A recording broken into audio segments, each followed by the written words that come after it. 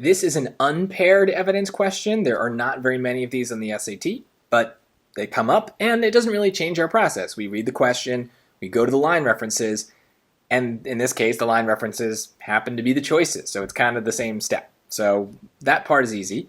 But I would say this is a great example in reading where we just want to make sure we show our work, because the answer is fairly easy to find if we know what we're looking for. And I think a mistake a lot of people make is they don't use the pen and paper to isolate ideas, right? So if we look at this question, which choice best supports the conclusion that, a lot of filler, public transportation is compatible with the use of personal electronic devices, right? So that's a very specific thing.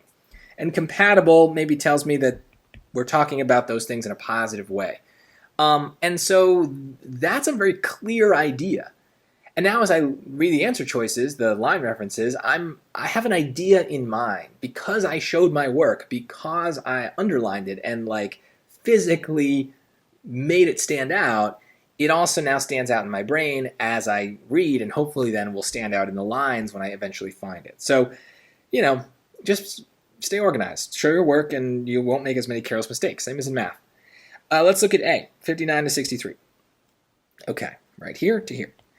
The millennials who reached adulthood around the turn of the century and now outnumber baby boomers tend to favor cities over suburbs and are far more willing than their parents to ride buses and subways.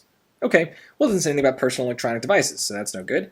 63 to 67, that is here to here. Part of the reason is their ease with iPads, MP3 players, Kindles, and smartphones. You can get some serious texting done when you're not driving, so compatible with public transit. And earbuds offer effective insulation from all but the most extreme commuting annoyances. So that is almost certainly the answer, but show your work, do your work. Let's try C and D just in case. 68 to 70.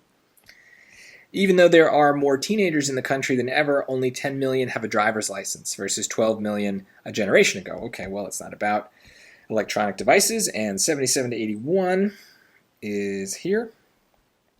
Already, dwellings in older neighborhoods in Washington, D.C., Atlanta, and Denver, especially those near light rail or subway stations, are commanding enormous price premiums over suburban homes. Okay, so also not about electronic devices. So that leaves this one answer, and there you go. Show your work. You'll get some easy points because you'll make fewer careless mistakes.